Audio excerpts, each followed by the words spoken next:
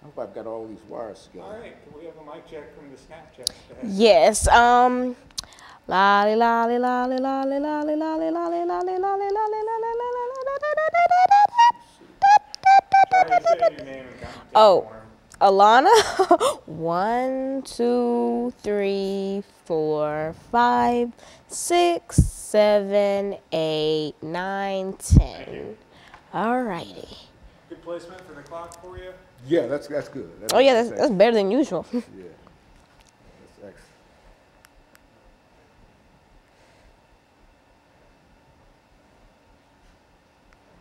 No, you turn around here, watch me. Look at me. All right, Oh, yeah. who needs to set shots? Can you guys pretend like you're in the show? Yep. Here you go. Thank you. Reverse. Let's put this.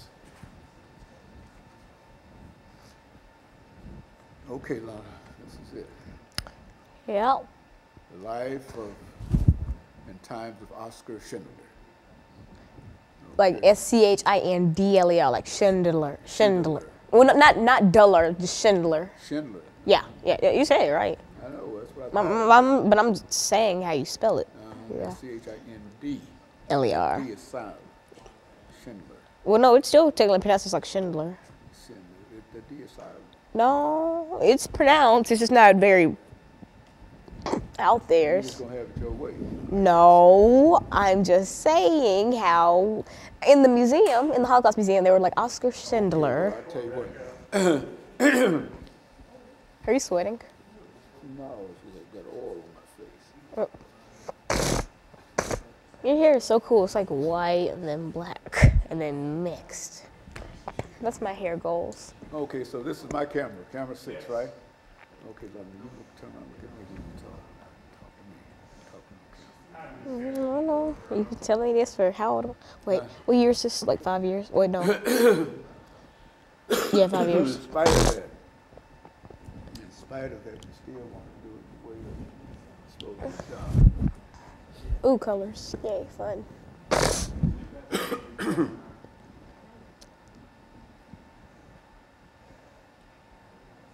Don't shake the No, shake the chair and like don't move your legs and stuff like that.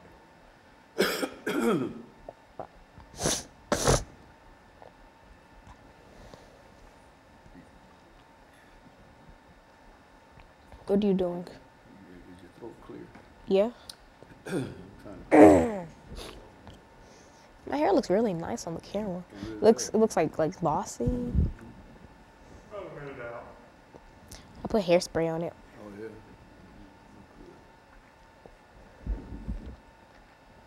You move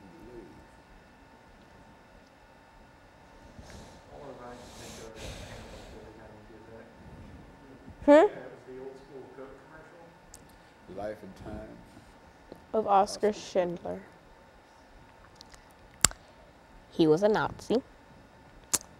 He was a good Nazi. He saved the Jews. Well, some Jews. About like 3,000, I guess. You know the whole story.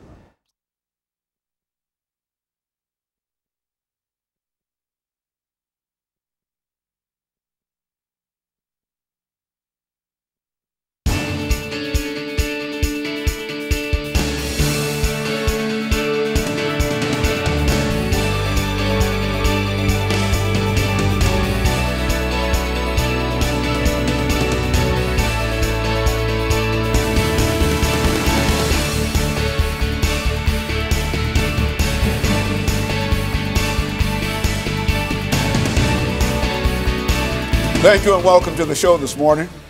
The topic this morning is the life and times of Oskar Schindler. And we're fortunate to have with us to talk about the life and times of Oskar Schindler, Miss Alana McLaughlin. I think many of our audience, Alana, is probably familiar with you, and I don't think that there's that much we can say from up here in terms of introducing you to our audience this morning. But we do need you to give us some information in reference to your background, your education, and some of the things that were important in terms of bringing you to us this morning.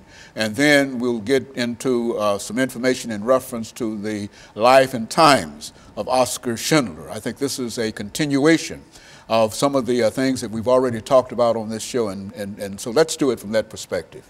Well, as you already stated, my name is Alana McLaughlin. I am currently in 8th grade at John Early Middle. I am very involved in after-school activities, from track to cheerleading and community work, and I am a proud alumna of the Junior National Young Leaders Conference. And basically, what prompted me to want to talk about OSchlindler was the fact that I recently returned home from a camp called VAMPY, which is the summer program for verbally and mathematically precocious youth. And at that camp, you have a selection of classes to take. And so I chose to take a class about Nazi Germany. And a big name in Nazi Germany and in the Holocaust was Oskar Schindler. And so we watched the famous movie Schindler's List, and we got to take a trip to the Holocaust Museum in Washington, D.C., and I really started to learn and search more about Oskar Schindler, and I realized, wow, he was a really, I can't really say if he was good or not, because it all depends on how you perceive his work, but he was a prominent man, I'll tell you that. And there's so many interesting things that a lot of people don't know, and so that's what really made me grip to this topic and really want to share my information with the world. And I think this is really a continuation of your interest in the Holocaust and some of the other things in reference to Nazi Germany. We also did one not quite recently on the rise and fall of Adolf Hitler, and you gave us quite a bit of information in reference to that.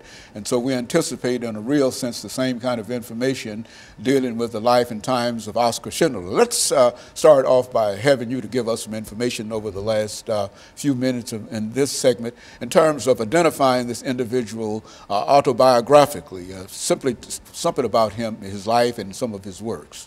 Well, Oskar Schindler was really solidified in Hollywood as a big name, or as a popular name, from the movie Schindler's List, which won a lot of awards. And basically, a lot of people think that they, know the whole story about Schindler from the movie, and though the movie does cover a lot of the work that he did, it doesn't cover all of it. And so basically, without giving too much away for the next segment, I want to say that Schindler, he was a Nazi, and he did hold a concentration camp. But it's not the type of camp that you would think. No, it was a labor camp, actually, excuse me. But it wasn't a bad camp, and I'll get more into that in the next segment. But he did have camps, yes, and he wasn't a part of the Nazi Party, and he wasn't squeaky clean, no, but the work he did save millions, it saved thousands of lives at the time, and those people went on to have children, so in the end, he did save millions of lives. And so this is a very, very important individual within the Nazi Party itself. Yes. But at the same time, he objected in a real sense to some of the things that the Nazis were doing, and in a real sense, so you want to talk about that and some of the other things that might be related to this. And this is really a continuation of what we've done in reference to the rise and fall of Adolf Hitler. And at one time you gave us a review over the Second World War and European dictators. And I think that Hitler and Mussolini and Stalin were all a part of that. And so we anticipate what you have to say in reference to that. And when we come back, we'll get into a discussion in reference to that. But I think that basically you've given us what we are looking for. And we'll be back with our audience following this very, very short commercial break.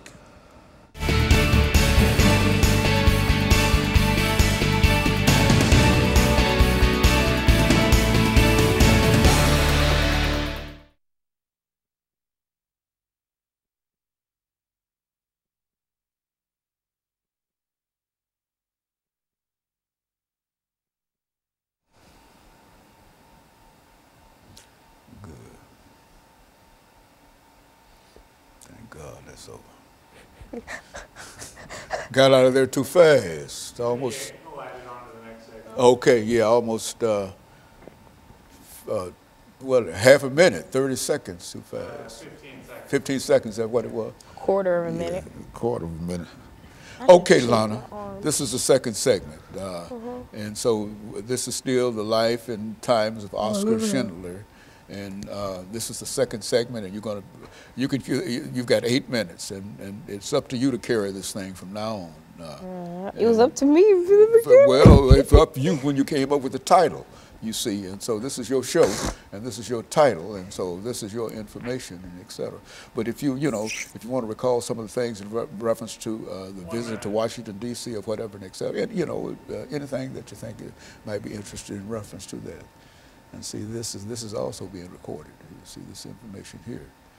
Yeah, so we need this. We can put this, cut this out. Bloopers. Bloopers. Not necessarily bloopers. This is additional information that we put. People be curious in terms of how people do things and whatever, and et cetera. So, Yeah, we can make this into a separate video. that's what I'm saying.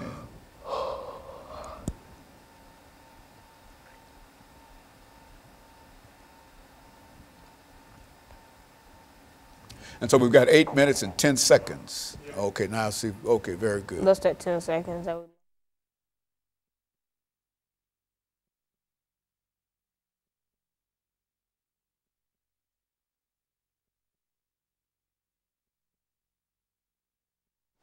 Thank you and welcome back to the second segment of the show for today.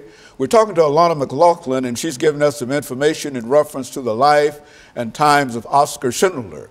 And of course, Alana, let's pick up where we left off during the first segment, and to have you to continue dealing with this information in reference to Oscar Schindler and the part that he played in reference to the Second World War as well as to the Holocaust itself. All right, so in the first segment, I introduced myself. I'm Alana McLaughlin. I talked about my background, education, and a couple programs that I'm involved in and things of the nature. And then I talked about what made me really want to talk about this, and I said, because I went to a camp called the Summer Program for Verbally and Mathematically Precocious Youth, and I took a class on Nazi Germany, and we watched Schindler's List, which is a really famous movie. A lot of people have seen it, you've probably seen it. And after watching the movie, we went to the Holocaust Museum in Washington, D.C., and I learned more about Schindler, and when I got home, I started to read about him and read about all the great things that he did, and I realized, a lot of this information a lot of people don't know, and so I decided to make that the topic of the show today. Now, Oscar Schindler was a Nazi. That's a lot of people, debate on it. Some people say, no, he wasn't a Nazi. Some people say, yes, he was bad. He was a Nazi, but he wasn't your stereotypical Nazi. Now, me saying stereotypical Nazi meaning, just attached to Hitler by the hip, praise Hitler, hate the Jews, hate the Slavs and Gypsies, etc. He was not the stereotypical Nazi.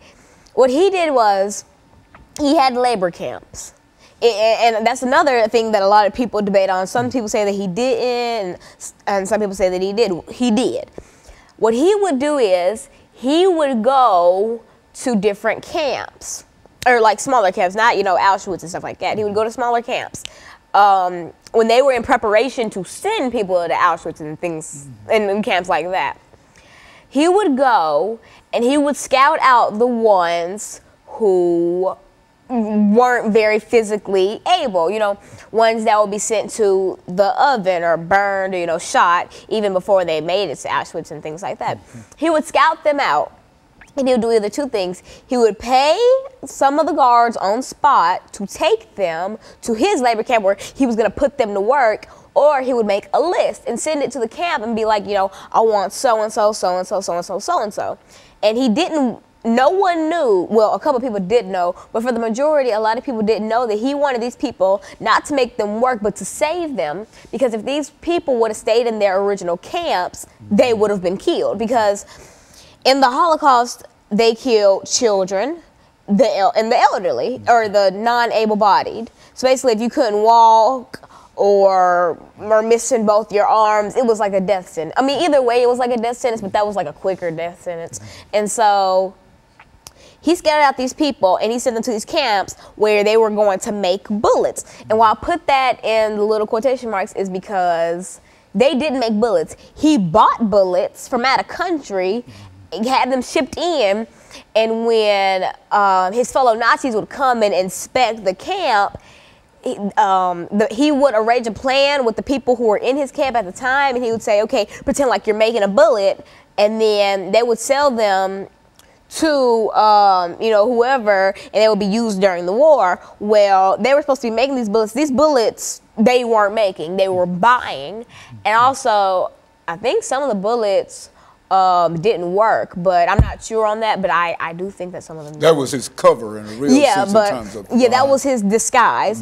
And the reason he was a part of the Nazi party was he wanted to also use that as a part of his disguise, because, who would think that a Nazi was trying to help the Jewish people? And so doing that, he saved thousands and thousands of lives. And basically, when the war was over and done, they were killing off people who had concentration camps for, or they were charging them for, crimes against humanity.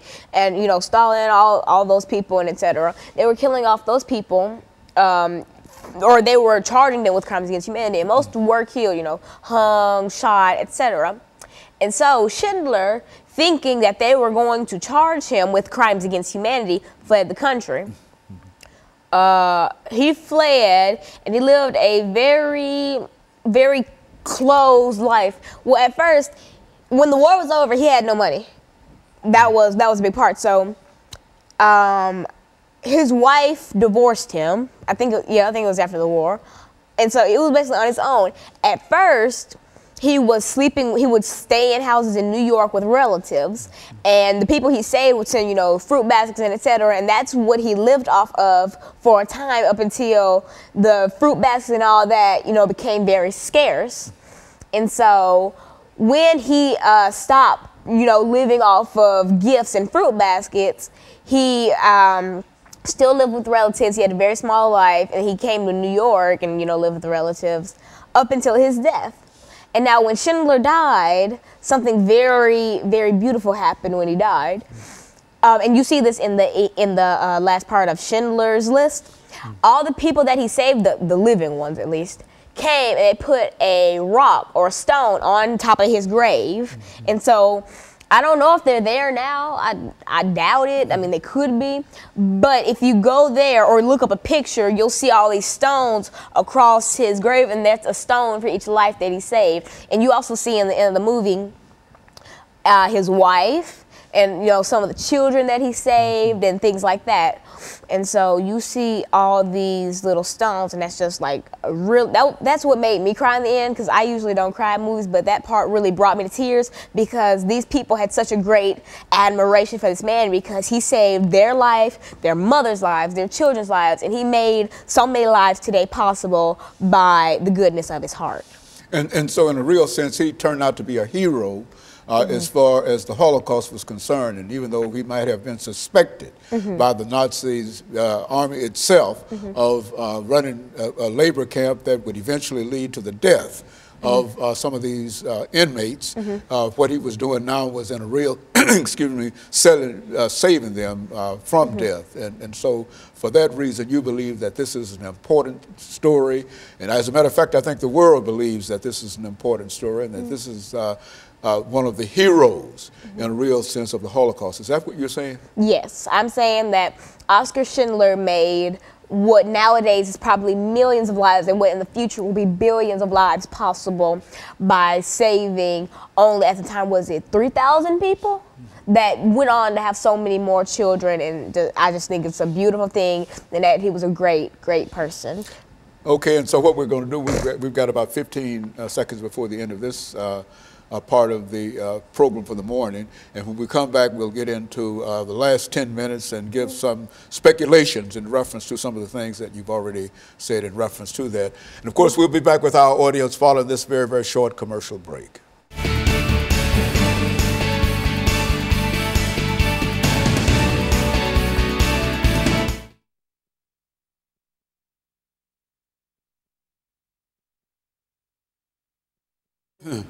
Okay, you be ready for this last 10 minutes. Yeah.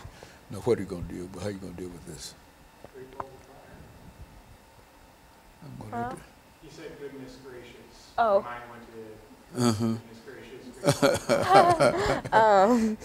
How am I gonna do it? I'm gonna just kind of recap for people just tuning in, like a little recap, and then talk about why I think Schindler was a great person and things like that. You know, my commentary. Yeah. Okay. Like I usually do. And you can do that for 10 minutes. Yeah, I could do that for 20. Well, just give me the best of your the first 10 minutes. Won't do it. Yeah. You know, you're doing all right. You're doing an excellent job. Thanks. Yeah, for the topic, because everything that you say about it is something that's new to me. I never saw the movie Schindler's List. I've heard of it. You should watch it. Yeah, I didn't know anything. It was about on the other day. It was? Well, you should be able to give us some information in reference to what you saw the other day on it. Oh, I didn't watch it because I've already seen it. But Well, you that's got 10 minutes now. And you're doing an excellent job so far. But it's always that last 10 minutes that determines the quality of a show. It's the last 10 minutes, and you keep on going in reference to that. Yeah, you've done an excellent job. 30. This is my most difficult show for the day. I guess it goes automatic. See, this is the most difficult show for me today. why?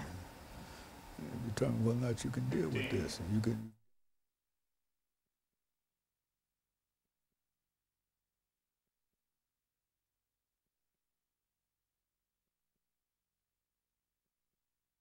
Thank you and welcome back to the final segment of the show for today. We're talking to Alana McLaughlin, and she's talking about the life and times of Oskar Schindler. And she's given us some excellent information. And Alana, let's see if we can pick up where we left off for this final segment to sort of wrap Schindler up in reference to some of the other individuals that you think play a significant role in reference to the Holocaust, as well as some of the things, for example, I think you've mentioned a lot about Anne Frank and some of the other individuals who were important in terms of the Holocaust. And so let's do it from that perspective. All right, so if you're just tuning in the last segment that we just finished, I basically talked about who Oskar Schindler was. He was a Nazi, and he did save thousands of Jews by pulling them into his labor camp where they didn't really do labor. They made bullets, which were really bullets that Oskar bought with the money that he gained from various things. But basically, he bought these bullets, you know, sold them off thinking that they were Jewish made, but really they weren't. They were made somewhere out of country, I believe. But basically, when the war was over, you know, Schindler, he at first fled the country thinking that he was going to be charged and killed for crimes against humanity. But he wasn't. And so he then came to New York where he stayed with relatives. You know, a lot of the people that he saved would send in fruit baskets, gifts, and foods, and that's what he lived off of, considering the fact that he was poor. And then when that started to kind of decrease, you know, he just kind of lived off of family members until his death. And then I mentioned something that not a lot of people know. If you've ever seen the movie Schindler's List, you know, in the end where you see a bunch of people in a line, and it's this long lines. You know, there's children, elderly people, you know, middle-aged and stuff like that. And so in the beginning, you're probably thinking, you know, what are all these people in this line for? And they're dressed kind of 80s clothes, like around the time that Schindler's List came out. And so all these people are lined up, and then they all have stones in their hands. And so you're just like, what is happening? So they all go up and they place a stone on this little marker. And then you realize that the marker is Schindler's tomb. And so they're all putting these stones on there, and there are just not thousands, but there are just so many stones, not just on it, but surrounding his grave. And these are all stones from the people that he saved. Because at the time he saved, 3,000 people? Think of those people, at least 100 of them had children. they had children, and they had children, and the line goes on and on. So just think of how many lives Schindler has saved. I mean, back then it was thousands, but just think now, it could probably be, if not already millions, near millions. And he just did so many great things for so many people, and you can't repay someone for saving your life. You know, you're in this thing called the life debt. And so basically they showed their gratitude by placing these stones on there. And I thought that was a beautiful part of Schindler's List that was very, very well persecuted. And that really brought me to tears, you know. I don't usually cry at movies, and that's why I was saying that it was so crazy for me to just sit there and just bawl my eyes out the whole movie. And so in a real sense, Alana, I think we've talked about Anne Frank and Oskar Schindler and whatever. And so what you're saying is, in spite of all of the horrors of the Holocaust and the deprivation of the Jewish population and et cetera, there were efforts on the part of individuals like Anne Frank and Schindler to help alleviate some of the suffering. And it's important to recognize these individuals, because somehow we can get caught up in the horrors of the Holocaust and believe that all Nazis were in favor of killing all the Jews and et cetera. And here you've got an example. Now it's only one example, and certainly that might not have been common among all of the Nazis and et cetera. But nevertheless, this was an individual who's worthy of being remembered in terms of having that kind of information, that kind of memory. Is that what we're saying? Yes, and I think that nowadays we focus, like in schools, we teach about Adolf Hitler and Stalin and the bad part of, you know, European dictators and things like that, but we don't focus on the fact that through all this horror, there were little rays of light, like Oskar Schindler, who showed us that looks are deceiving. Because if you just looked at Oskar Schindler, you would think that he was a trigger-happy, money-craving, drunky Nazi. And that's basically what he was, but he wasn't, you know, trigger-happy. That was his persona. That was his persona. That was his costume, because strip away all the things that you would see when he was out, you know, having parties and etc. There was a man on the inside, and at the end of the war, when he was freeing all his, you know, people before he fled, he cried, and he broke down and cried, and then, you know, a bunch of people were coming up and they were hugging him, and then somebody asked, well, why are you crying? And he said, because I didn't save enough people. And, you know, I'm tearing up now just thinking about that, because this man, so many people thought so low of him, yet he broke down and cried in front of thousands of people because he didn't feel that he had saved enough people.